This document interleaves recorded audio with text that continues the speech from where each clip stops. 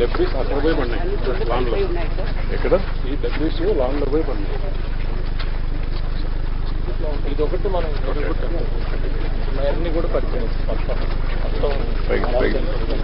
అలాగా కొలాప్స్ అయిపోయింది.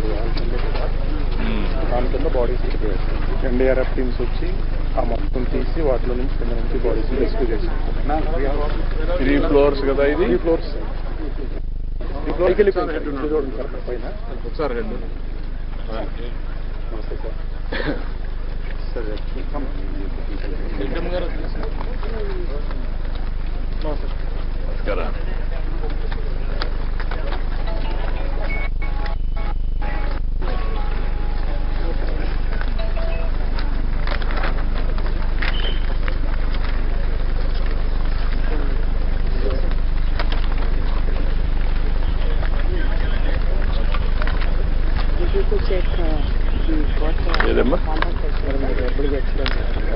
నమస్కారం. Sir, this is the ground floor, sir. Basically, these are G+3 buildings, sir.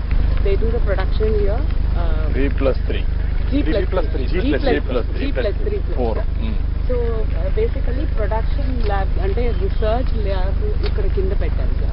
దీంట్లో second floor లో they have kept reactor. ఆ reactor లో వాళ్ళు the key ingredient first introduction జరుగుతుంది సార్. అక్కడ ఎండిసి కెమికల్ మిక్స్ చేసి వన్స్ అది మాస్ వచ్చిన తర్వాత సార్ ఆ సాల్వెంట్ని బయటకు తీసేస్తారు సార్. తీస్తారు. దాని తర్వాత ఏమవుతుందంటే అదే మాస్ క్రిటికల్ మాస్ ఫస్ట్ ఫ్లోర్లో ఉన్న ఇంకా ఒక రియాక్టర్కి వస్తుంది. అక్కడే ఈ ఎంటీ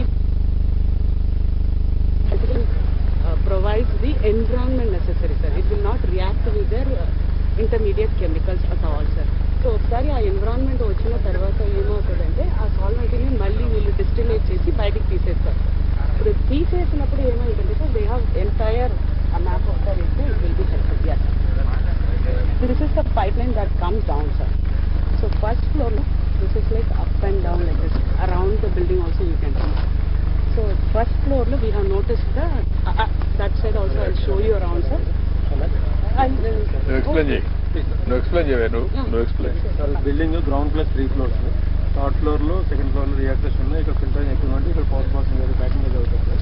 ఈ ఏరియాలో ఉన్న రియాక్టర్ లో మన చెప్పినట్టు రియాక్షన్ అయిపోయిన తర్వాత రియాక్షన్ మాత్రం ఎంటీబీ అనే సాల్వెంట్ ఉంది, మెథైల్ డిస్ట్రిబ్యూటెడ్ ఈథర్ అనే సాల్వెంట్ లో ఆ డిస్టిలేజ్ ప్రాసెస్ జరుగుతున్నప్పుడు ఈ డిస్టిలేజ్ అయ్యి కండెన్సేట్ ద్వారా ఈ రిసీవర్లోకి వస్తుంది. సాల్వెంట్ వచ్చిన తర్వాత ఇక్కడ నుంచి ఒక ఎస్ఎస్ స్టెయిన్లెస్ పైప్ లైన్ ద్వారా గ్రౌండ్ ఫ్లోర్లో ఉన్న 10 KL సాల్వెంట్ ట్యాంక్కి ట్రాన్స్ఫర్ చేస్తున్నారు. అలా ట్రాన్స్ఫర్ చేసినప్పుడు ఇక్కడ ఈ ఎస్ఎస్ పైప్ లైన్లో ప్లాన్ జాయింట్గా లీకేజ్ అవుతుంది.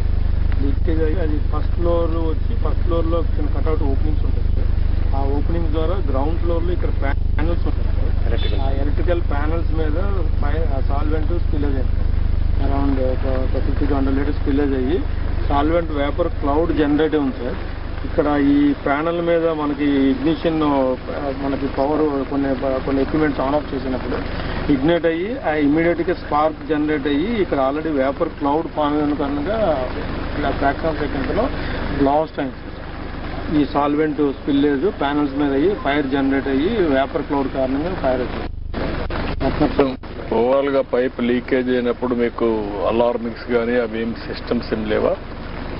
ఇక్కడ ఈ పర్టికులర్ ఏరియాలో లేదు సార్. మామూలు స్మెల్ అలారమ్స్ కూడా ఉన్నాయి. స్మెల్ అలారమ్స్ కూడా ఉన్నాయి. స్మెల్ అలారమ్స్ ఉంటాయి. ఇక్కడ లేదు సార్, ఇక్కడ లేదు. బేసికలీ ఇంకా ఒక ఇది ఏంటంటే సార్ ఈ కేబుల్ ఉన్నాయి కదా సార్, కేబుల్ ప్రతి ఫ్లోర్ కి వెళ్ళడానికి మెయిన్ ఉంటది కదా సార్, అది కింద ఫ్లోర్ నుంచి కనెక్షన్ ఇచ్చారు. Then there will be distributaries in each floor sir. ఆ గ్యాప్ ద్వారా లిక్విడ్ అనేది ఫస్ట్ ఫ్లోర్ నుంచి గ్రౌండ్ ఫ్లోర్ ఉన్న ప్యానల్ మీద కలెక్ట్ అవ్వడం మొదలైంది సార్. లీక్ అయిన తర్వాత